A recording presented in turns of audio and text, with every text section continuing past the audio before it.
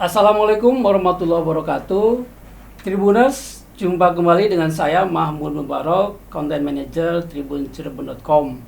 Kali ini dalam program Warung Pantura, kita akan berbicara tentang berbagai hal terkait sosial, ekonomi, politik, budaya, keamanan, ketertiban, dan lain-lain terkait dengan persoalan masyarakat. Dan saat ini sudah hadir menemani saya di studio tribuncirebon.com Bapak Kapolsek Walet Ibtu Muhammad Fadoli. Halo.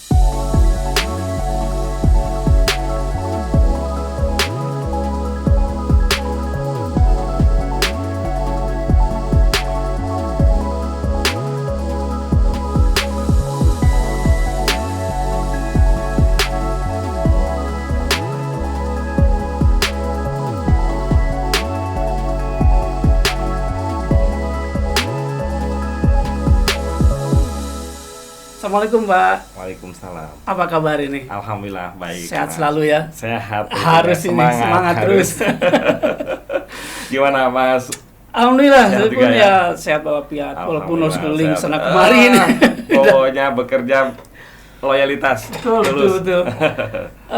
Sekarang tugas di Walet udah berapa lama? Kami baru 2 bulan nih. Baru 2 bulan di Baru Walet 2 ini ya. bulan, Di ya. sebelumnya saya sebagai KSPKP Polresta Cirebon. Iya. Dan penugasan baru ya, wilayah baru tapi semangat tetap Harus semangat, Mas. melayani masyarakat ya. Betul. Ini dalam 2 bulan pertama ini rasanya saya dengar-dengar cerita ini banyak banget gitu program-program yang dilaksanakan oleh Pak Kapolsek ini. Betul, Mas. Kami di Polsek Walet tentunya menindaklanjuti program daripada pimpinan. Dalam kegiatan minggu itu kami juga ada kegiatan namanya program Jumat Curhat. Jumat Curhat? Jumat Curhat. Oke. Jumat Curhat ini dimaksudkan untuk menampung semua aspirasi masyarakat. Nah, hari ini, Jumat ini, kita sudah mengagendakan Jumat Curhat di perkebunan dengan audiennya para petani milenial juga, kemudian dari ada unsur perangkat desa. Yeah. Di situ mereka bisa mencurahkan dan memberikan informasi kepada kami terkait nanti peningkatan kinerja pelayanan polisian kepada masyarakat. Iya. Itu setiap Jumat, Pak. Bisa juga Tempatnya terkadang pada beda-beda, Jumat. berarti ya? Beda-beda. Pada Oke. Jumat di rumah namanya di masjid setelah sholat Jumat. Nah, kita gelar juga di situ. Kita menampung semua aspirasi dan kemudian keluhan-keluhan masyarakat yang bisa kita bantu, kita memberikan solusi, ya kita Iya. langsung action. Biasanya apa sih Pak yang suka mereka curhatin?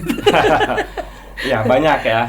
Kalau namanya masyarakat tentunya pengen rasa aman, nyaman, diantaranya geng motor. Oke, Dengan oke. aja informasi dari mereka, kita cepat mengadakan kegiatan patroli yang intensif. Kemudian ada juga curhatan mereka terkait dengan knalpot brong yang buat bising. Oh iya. Sehingga dalam 1 minggu kita pun menargetkan harus menindaklanjuti, mengedukasi dan mengamankan knalpot brong masyarakat yang menggunakan knalpot yang bisingkan itu untuk kita amankan. Iya. Untuk kita amankan. Seperti itu. Dan alhamdulillah sekarang sudah mulai agak berkurang untuk di wilayah khususnya Walet Iya. ya. Jadi ini cukup efektif juga ya menyerap Insyaallah, betul. ya semacam laporan lah langsung dari masyarakat. Ya, gitu langsung ya. dari masyarakat kita membuka saluran, silakan curhat kepada Pak Polisi, keluhannya apa yang bisa kita jawab dan kita langsung implementasikan di lapangan. Gitu, Dan Mas. nggak ada rasa takut-takut gitu Pak? Nggak ada. Kita siap untuk dikritik karena kritik dari mereka itu kan mendorong kita. Kami tidak ada rasa takut lagi tersinggung karena ketugasan kita dikritik, Iya. masalah miras apa, tetap kita akan memberikan pelayanan yang terbaik buat masyarakat. Oke. Selain itu apa lagi Pak program yang sudah dilaksanakan? Selain nanti Jumat Curhat, kita dalam itu juga ada Poli Goes to School. Dalam 1 minggu, Polsek ini diwajibkan berkunjung ke sekolah 2 kali. Dalam 1 minggu? Dalam 1 2 minggu. kali, oke. Kebetulan hari ini, minggu-minggu ini kita sudah melakukan pembinaan dan penyuluhan ke salah satu SD negeri Tanjung Anom. Karena kami mendapat informasi di situ ada bullying atau perundungan. Iya. Sehingga anak-anak ini perlu diedukasi, perlu dikatakan pembinaan tentang bahaya yang mereka lakukan, dampaknya seperti apa, ancaman hukumnya seperti apa.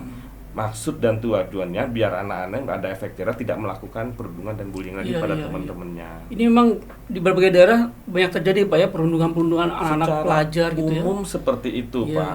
Cuman uh-huh. kadang-kadang kan mereka tidak mau melaporkan kepada kami. Itu di luar kejadian, di luar daripada pengetahuan guru juga orang tua juga, dan dengan sekolah mereka juga tertutup, kecuali kalau ada keluhan ya, ada informasi, itu akan kita tindak lanjuti. Atau biasanya kalau sudah ada yang viral Pak ya? Ya biasa. Nah, terkadang seperti itu karena Pak gurunya juga tidak mendapat informasi, karena itu mereka lakukan secara tertutup dan tersembunyi, dan anak-anak juga tidak memberikan informasi yang transparan kepada pihak sekolah, sehingga kan ada yang memvideokan viral baru kemudian jadi ribut semuanya. Ya mudah-mudahan buat pembelajaran semua. Betul. Biasanya sih apa sih Pak kalau bentuk-bentuk perundungan di sekolah itu yang ya memang harusnya ditekankan betul pada anak-anak, pengetahuan orang tua bahwa ini nggak boleh dilakukan loh, gitu. Memang kalau kita lihat yang namanya anak-anak Pak ya, sebaya usia SD ataupun SMP, berawal dari ejek-ejekan, ya kan, berawal dari kemudian kenakalan tertentu sehingga mengakibatkan kepada kekuatan fisik. Biasanya anak tertentu yang keterbelakangan atau dianggapnya memang tidak bisa bergaul dengan, akhirnya mereka berlaku seenaknya. Merasa kuat gitu ya. Geng-gengan, atau kalau bahasa Cirebon Timur ada kem-keman. Jadi mereka pengen lebih cari perhatian pengen lebih menonjol. Akhirnya ada beberapa korban anak yang sampai seperti itu. Memang mungkin itu usia anak-anak yang sedang tumbuh berkembang gitu ya. Tadi ada yang mencari perhatian gitu kan. Butuh mungkin juga kasih sayang orang tua juga kan, seperti itu ya. Setelah kami dalami kayak kasus kemarin, ternyata ibunya juga berangkat ke Arab, dia sama neneknya, orang tuanya juga boleh katakan berpisah tapi nggak jelas, sehingga kan hal-hal seperti itu sebagai salah satu faktor. Salah satu faktor kurangnya perhatian daripada orang tua atau broken home ya, sehingga mereka mungkin seperti itu. Dan ini sudah dilakukan rutin seminggu 2 kali ya, untuk kunjungan ke sekolah-sekolah ini ya. Betul. Oke. Lalu setelah itu apa lagi Pak yang sudah akan atau terkait dengan program nasional nih Pak. Nanti kan Pak Presiden yang terpilih ini di 2 Januari 2005 itu akan memberikan makanan gratis kan. Nah kami institusi Polri khususnya Polresta Cirebon, jajaran Polsek itu mensupport ya dengan cara uji coba makan gratis. Nah kami di Polsek Palet sudah melaksanakan itu uji coba kami. Yang pertama itu di salah satu pondok pesantren yang sebenarnya jumlah santrinya sedikit Mas. Ya karena memang kebutuhan santri itu sangat betul-betul ekonomis, dan mereka itu ditanggung oleh pemilik pondok pesantren sama kiainya makan apa segala macam, dan itu semuanya dibantu, sehingga kami juga tersentuh ya untuk meringankan beban daripada pengurus. Kita coba untuk memberikan makan gratis, dan ternyata responnya bagus ketika bertemunya pihak kepolisian dengan para santri lebih dekat lagi. Pak Kiainya juga senang sekali, jadi merasa bangga dan tersanjung juga dari pihak kami mau datang ke pondok pesantren yang boleh rata-rata sangat pelosok, ada di perbukitan gitu kan. Ya sebelumnya tidak terjamah oleh para pejabat tingkat kecamatan kan, seperti itu. Dan yang kemarin juga kami sempat memberikan makan gratis juga di salah satu SD juga, SD Tonjong. Dan antusias sekali, anak-anak merasa senang, merasa gembira, walaupun makan gratisnya hanya sekedar nasi putih dengan ayam dan minum susu. Minum susu itu luar biasa gembiranya. Ya mungkin juga mereka jarang-jarang juga ya mungkin. Ya betul. Kalau Pak Presiden ini kan maksud dan tujuannya itu kan dengan nanti makan gratis itu diharapkan anak-anak itu bisa belajarnya aktif. Tidak ada nih mereka putus sekolah atau mungkin membolos, dan pelajaran lebih aktif lagi ya. Fokus juga seperti itu. Nah itu harapan sebetulnya, makanya kita coba uji coba. Itu. Dan terus ini akan berlanjut terus ya untuk kegiatan pemberian makan gratis ini. Itu hanya untuk tingkatan SD atau juga sekolah yang lebih tinggi lagi, SMP, SMA gitu? Kalau yang saat ini kita lebih mengarah ke anak-anak SD ya. Mengarah anak SD dulu. Kemudian ke madrasah ibtidaiyah ataupun pesantren-pesantren tertentu. Tentunya mungkin kedepannya bisa saja sampai ke SMP SMA. Iya. Oke. Oke. Jadi ini salah satu bentuk dukungan ya dari bawah gitu kan untuk Betul. melaksanakan kegiatan Betul. program nasional ya. Betul. Lalu ada yang Saya Kapolsek Walet Polresta Cirebon hari ini didampingi Pak Dedi dan operator Pak Diding terkait dengan ketahanan pangan. Program Asta Cita akan membuka lahan perhutani seluas 5 hektar. Hari ini kita akan buka dengan membajak dan mudah-mudahan bisa selesai dengan tahapan 1 minggu bajakan, kemudian minggu sampai minggu ketiga, minggu keempat baru bisa proses tanam. Sekian, terima kasih. lalu ada yang saya dapat cerita menarik itu ya terkait dengan pembukaan lahan ini. Oh, Salah satunya iya, yang iya, luar iya. biasa karena sampai Iya. 5 hektar ini Iya. Tribuners per tahun seperti apa ini programnya? Iya betul, saking semangatnya nih Mas. Jadi ketika program Asta Cita ini betul-betul kita harus dukung tentang ketahanan pangan ya. Memang saat ini harus perlu bangsa kita ini dalam bidang ketahanan pangan ini perlu kita bangun kembali. Akhirnya kami ini yang atas dasar perintah pimpinan juga Kebuka Polresta Cirebon, Kombes Pol Sumarni SKSMH memerintahkan kepada jajarannya para Kapolsek untuk memanfaatkan lahan sekitar dan juga untuk membuka lahan. Maksud dan tujuannya hanya untuk memberikan motivasi kepada warga masyarakat lingkungan sekitar agar mereka juga bisa untuk melakukan hal yang sama dan bisa menghasilkan untuk meningkatkan kesejahteraan ekonomi mereka. Dan kebetulan di wilayah kami ini, Walet ini punya 2 kecamatan, Kecamatan Paselman. Di situ tepatnya di Desa Tanjung Anom, Dusun Karoya, ada sebuah yayasan namanya YPGB, Yayasan Penerus Generasi Baru. Di situ memang PKBM-nya itu membentuk kualitas anak-anak milenial untuk menjadi petani, dipersiapkan untuk petani. Kemudian mereka mempunyai tanah garap perhutani yang kebetulan tidak digarap, belum sampai digarap. Memang sebagai sudah digarap, tapi ada lahan yang masih belum digarap.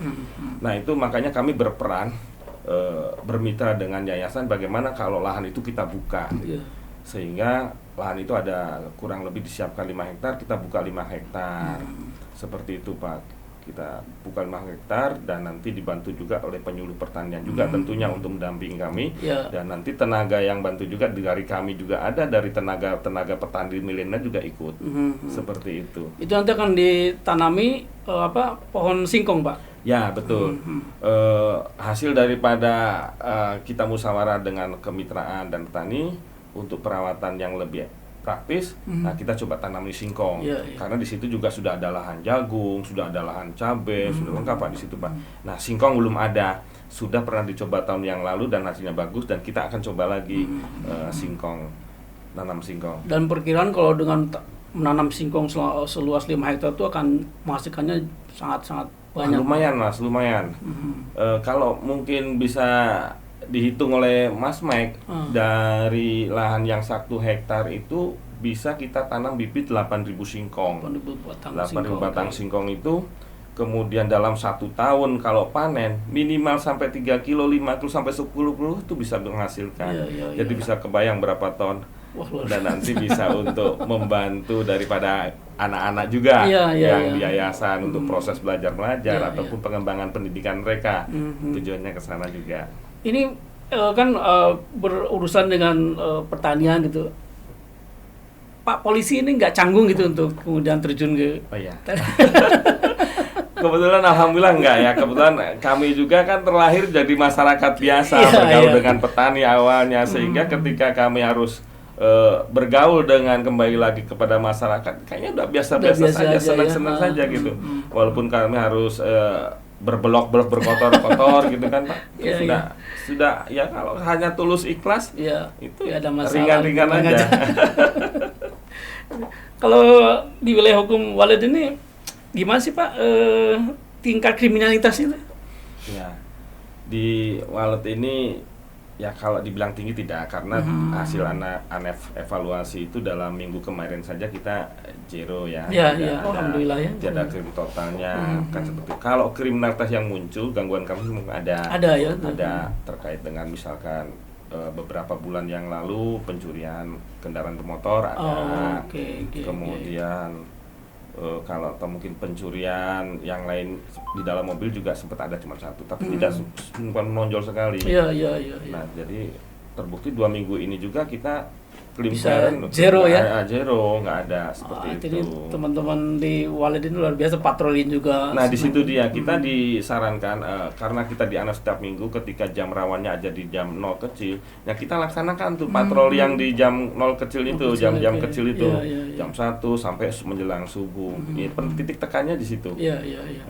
Tindak kejahatan yang paling terjadi secara umum ya kita coba kencengin di situ Siap. dengan mobil patroli yang kita stasionerkan di beberapa titik-titik yang rawan. Pak Kapolsek, terakhir mungkin apa yang ingin Bapak sampaikan untuk masyarakat, terutama khususnya untuk masyarakat Walid, umumnya untuk Kabupaten Cirebon. Baik, buat khususnya masyarakat Walid ataupun pada umumnya warga masyarakat Cirebon, saat ini kita menjelang pilkada, kami himbau bahwa jangan percaya lagi terhadap isu-isu yang hoax, baik itu dari media sosial dan platform-platform lainnya. Kemudian kalau toh melakukan demo atau unjuk rasa, kami himbau untuk tidak melakukan unjuk rasa atau demo yang anarkis yang dapat merusak fasilitas umum. Jadi jaga kondisitas, aman dan tertib. Terima kasih banyak Pak Fadoli Sama-sama. atas kehadirannya, juga waktunya juga luar biasa, udah menyempatkan. Saya sangat senang sekali bisa ketemu langsung. Bisa ketemu ya. Udah lama, udah 5 tahun silam.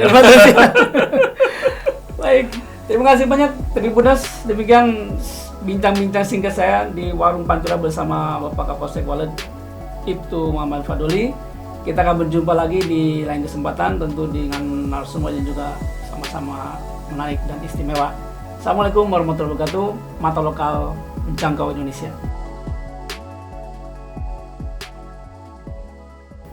Biasanya kalau mulai awal tahun nih banjir, Pak. Nah, itu dia. Saya sudah beli sepatu bot, Mas. Terus kemudian Siap. yang sedada juga untuk sepatu bot yang saya sudah siap. Jadi ketika ada harus dievakuasi, ini ya saya sudah siap, sudah pakai yang tinggi, mau sepinggang, dada, kita. Itu memang ini ya Pak?